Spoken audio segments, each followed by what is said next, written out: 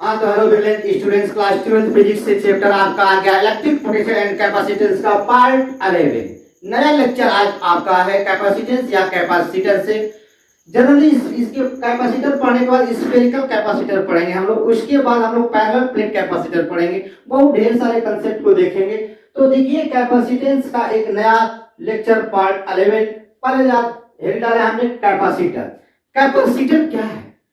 Capacitor एक device है जो वेरी हाई करंट को स्टोर करके किसी भी इलेक्ट्रिकल डिवाइस को क्या करता है, चलाने को हेल्प करता है। यदि आप कह सकते हैं some electrical device required very high current 25 bracket में 25 ampere to 50 ampere bracket close करके कर सकते हैं टू स्टार्ट देम, यानी स्टैटिक फ्रिक्शन जैसे लाइट, फैन, मोटर इत्यादि। तो capacitor are device which store electric potential energy in the form of electric field between their plates। यानी ध्यान से समझे, ये कैपेसिटर है, लेकिन इलेक्ट्रिक के दुकान पर जाएंगे, इलेक्ट्रॉनिक के दुकान पर जाएंगे तो इसे कंडेंसर बोलते हैं। क्या बोलते हैं? कंडेंसर बोलते हैं। ये किस तरह से है देखिए, आपका शेप ये है, ये दो टर्मिनल होते हैं यहाँ पर। इसी को कैपेसिटर भी बोला जाता है और कंडेंसर भी बोला जाता है। क्या बोला जाता है? कंडेंसर। कंडेंसर और कैपेसिटर जो किसी भी इलेक्ट्रिक डिवाइस को चलाने का काम करता है, यानी कंडेंसर का वर्क करता है, चालकता का वर्क करता है। तो कंडेंसर क्या होता है? वही होता है कैपेसिटर। यह इसका काम क्या है? इसका काम यही है कि स्टोर इलेक्ट्रिक चार्ज, यह चार्ज को क्या करता है? स्टोर करता है। Store electric charge. कैपेसिटर ऐसी डिवाइस है जो चार्ज को स्टोर करता है। चार्ज को क्या करता है? स्टोर करता है। कैपेसिटर को ही हम कंडक्टर भी बोल सकते हैं। Capacitor is a conductor. Capacitor is a क्या बोल सकते हैं? Conductor. Capacitor is a conductor या कैपेसिटर इज अ कंडेंसर। ठीक है, कंडेंसर का है या कैपेसिटर का है। इसकी कैपेसिटर, अब इसका वैल्यू होता है माइक्रोफैरेड में होता है। किसमें होता है? माइक्रोफैरेड में होता है। ठीक है, जो अभी हमने आपको दिखाया कैपेसिटर 3.15 माइक्रोफैरेड का कैपेसिटर था। कितना माइक्रोफैरेड का? 3.1 माइक्रोफैरेड का। कैपेसिटर की यूनिट आपका फैरेड होती है। क्या होती है? फैरेड होती है। तो capacitor is a conductor. Capacitor is a conductor which stored electric charge, which stored electric charge, which stored electric charge, जो चार्ज को क्या करता है? स्टोर करता है। अब एक टर्म आता है कैपेसिटेंस। कैपेसिटेंस क्या टर्म है? कैपेसिटेंस। तो इसकी प्रॉपर्टी क्या होती है? कैपेसिटेंस की प्रॉपर्टी क्या होती है? कैपेसिटेंस को ही कैपेसिटर और कंडक्टर बोलते हैं। तो कैपेसिटेंस क्या है? कैपेसिटी, किसी की कैपेसिटी, या इसी को बोल सकते हैं एबिलिटी। क्या बोल सकते हैं आप? Ability.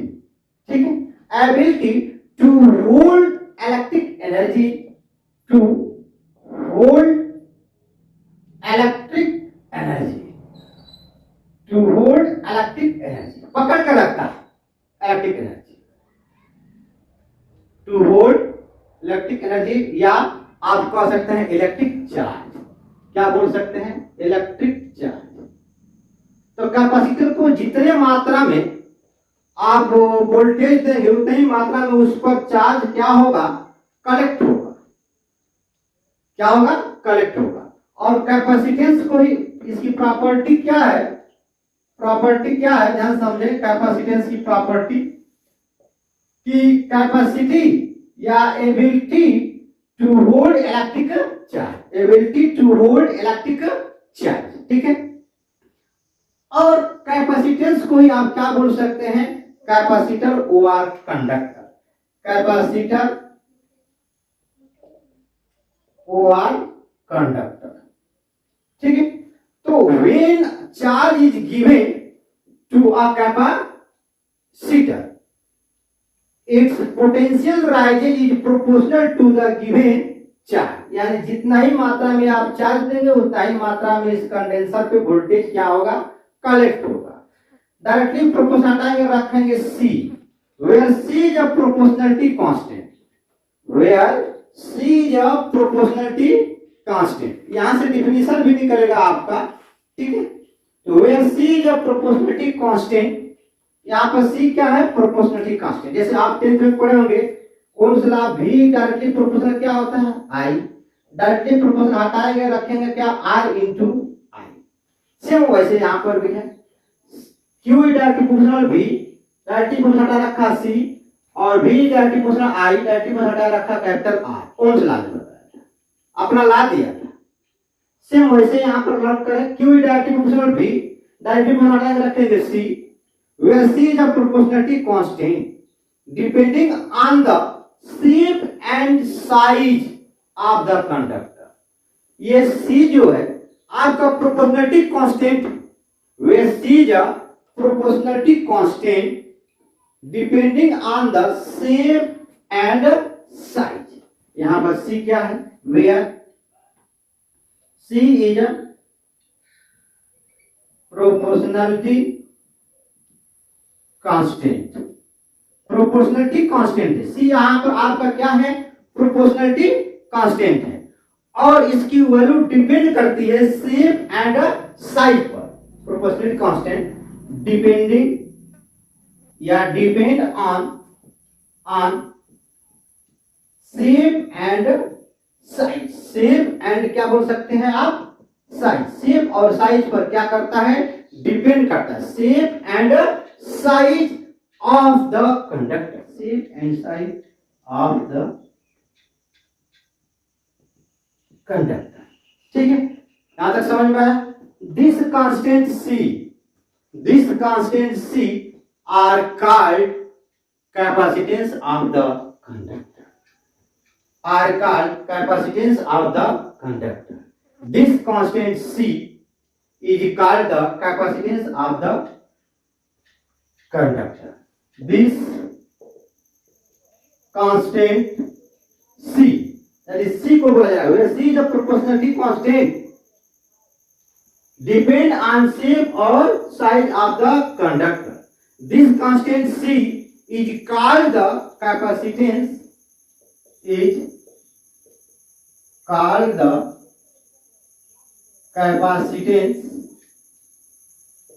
of the conductor, capacitance of the conductor. इसकी वैल्यू शेप और साइज पर डिपेंड करती है, और इस C को ही क्या बोलेंगे, कैपेसिटेंस ऑफ द कंडक्टर। जिस तरह यहाँ पर R को बोलते हैं रेजिस्टेंस ऑफ द रजिस्टर, ठीक है।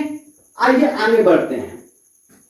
दूसरी बात, कैपेसिटर की डिफिनेशन आप कैसे देख सकते हैं, तो यहाँ C इज इक्वल टू आपको क्या मिलेगा, Q अपॉन V मिलेगा, where OR C is equal to क्या मिलेगा, Q अपॉन V मिलेगा। चार्ज पर इनटू वोल्टेज, यानी इलेक्ट्रिक चार्ज और वोल्टेज की रेशियो को ही आप क्या बोलेंगे, कैपेसिटेंस ऑफ कैपेसिटर बोलेंगे, कैपेसिटेंस ऑफ कैपेसिटर बोलेंगे। Its measure the capacity of a conductor of stored charge, of stored charge क्या बोल सकते हैं, its measure C the capacity of a conductor of storing charge। ये रहा कैपेसिटेंस का concept. क्या कहेंगे, कैपेसिटर इज ए कंडक्टर, एक कंडक्टर है। Capacitor are device which store potential energy, एक ऐसा डिवाइस है जो पोटेंशियल एनर्जी को स्टोर करता है, या चार्ज को स्टोर, इलेक्ट्रिक चार्ज को स्टोर करता है, या कंडेंसर। इसी कैपेसिटर को आप कंडेंसर भी बोल सकते हैं, ठीक है। फैन वगैरह में लगा रहता है, व्हाइट कलर का होता है। कैपेसिटेंस की प्रॉपर्टी क्या है, कैपेसिटी या ability to hold electric charge. अगर किसी कैपेसिटेंस को या कंडेंसर को जितने मात्रा में आप वोल्टेज देंगे उतनी मात्रा में चार्ज कलेक्ट होगा। यानी कह सकते हैं कि when a charge is directly proportional to capital V यानी पोटेंशियल, जैसे ओम्स लॉ ने कहा था कि electric potential directly proportional to current, same वैसे ही है। Q directly proportional V, directly proportional था C, तो Q is equal to C into V, where C is a proportionality constant depends on shape and size of the conductor। shape और size के conductor के shape और size पर depend करता है। This constant C is called capacitance of the conductor। और C is equal to Q upon V, तो यहाँ से कैपेसिटर की डिफिनेशन निकालना हो तो इनके रेशियो को हम क्या कहेंगे, कैपेसिटेंस ऑफ द कंडक्टर बोलेंगे। ठीक है, अब हम यहाँ पर देखते हैं units of capacity. Units of capacity,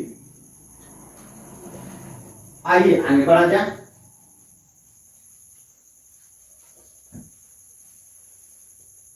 ध्यान दें, units of capacity, units of capacity, तो इसको किससे रिप्रेजेंट किया जाए, सी से।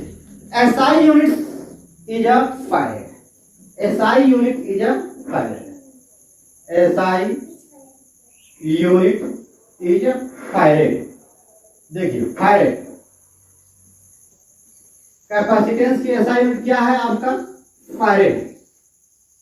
अब बात समझ में क्या है, फारेड या or coulomb per volt, or coulomb per volt. ठीक है, दूसरी बात अब पूछता है यहाँ पर one farad, one farad definition पूछता है, तो capacitance of a party is one farad, यानी C इज इक्वल टू दे दिया है one farad, V is equal to दे दिया है वन वोल्ट, सॉरी ठीक है, C is equal to one farad कैसे आएगा, चार्ज आपको दे दिया हो वन कूलम और V दे दिया हो वन वोल्ट, तो C की वैल्यू कितना आ जाएगी, वन फैरेड, क्योंकि C is equal to Q upon V, तो वन कूलम पर one volt is equal to क्या लिख सकते हैं आप, वन फैरेड लिख सकते हैं। तो यहाँ से कैपेसिटेंस की डिफिनेशन, वन फैरेड कैपेसिटेंस की डिफिनेशन आप यहाँ से देख सकते हैं dear students. But farad capacitor की लार्ज यूनिट है, कैसी यूनिट है, फैरेड कैपेसिटर की लार्ज यूनिट है, फैरेड कैपेसिटर की लार्ज यूनिट है, तो स्मॉलर यूनिट क्या होगी, स्मॉलर यूनिट ऑफ कैपेसिटेंस। ठीक है, यहां पर हम कह सकते हैं कि but farad is a large unit of capacitance, hence it is also experience is a small units of capacitance, 1 microfarad, 1 millifarad, 1 picofarad, 1 nanofarad। ठीक है, तो 1 माइक्रोफैरेड 10 का पावर माइनस 6 फैरेड, 1 मिलीफैरेड 10 का पावर माइनस 3 फैरेड, 1 पिकोफैरेड 10 का power minus 12 farad, 1 नैनोफैरेड 10 का power minus 9 farad. ये आपके smaller unit है, स्मॉलर यूनिट ऑफ कैपेसिटी का है या कैपेसिटेंस है। ये कैपेसिटेंस की स्मॉलर यूनिट हो गई और यह कैपेसिटेंस या कैपेसिटी की लार्ज यूनिट हो गई। डायमेंशनल फार्मूला अगर पूछता है, डायमेंशनल फार्मूला ऑफ कैपेसिटेंस, तो कैसे निकालेंगे, ध्यान दीजिए, सी क्यू इक्वल टू क्या होता है, सी इंटू वी होता है। अब यहां पर देखिए dimensional formula of capacitance, dimensional formula of capacitance, dimensional formula of capacitance, as we know that Q is equal to C into V, तो C is equal to क्या हो जाएगा, Q into V, C is equal to क्या हो जाएगा आपका, Q into V। अब V, since electric potential it will be equal to work upon charge, test charge, work upon test charge, तो over C is equal to Q, V की value क्या है, work upon charge, ऊपर चला जाएगा, यानी C equal to Q का square upon W हो गया। अब Q इक्वल टू आपने पढ़ा है I into T, lower class 10th में पढ़ा होगा, Q equal to I into T। अब यहाँ से dimensional formula of C equal to dimensional formula of charge a का स्क्वायर इंटू t का square, dimensional formula of work ml square t का power -2। तो ये हो जाएगा, m ऊपर जाएगा तो इनवर्स हो जाएगा, l ऊपर जाएगा तो ये भी -2 हो जाएगा, और t का पावर -2 ऊपर जाएगा तो प्लस हो जाएगा, तो +2 और +2 t का पावर 4 a स्क्वायर। यानी ये डायमेंशनल फार्मूला मिला आपको, किसमें मिला? तो MKS इस सिस्टम में मिला। बताता इन MKS इस सिस्टम, किसमें मिला? इन MKS इस system, in MKS A system, MKS system में मिला। Metre kilogram second ampere, metre kilogram second ampere. यानी कैपेसिटेंस का डायमेंशनल फार्मूला अगर पूछता हो MKS इस सिस्टम में, तो आप अच्छे तरह से यहाँ पर क्या कर सकते हैं? निकाल सकते हैं। ठीक है, आई बात समझ में? जल्दी से नोट कर लें। तो अब नेक्स्ट पार्ट में हम लोग देखेंगे 12 में स्फेरिकल कैपेसिटर।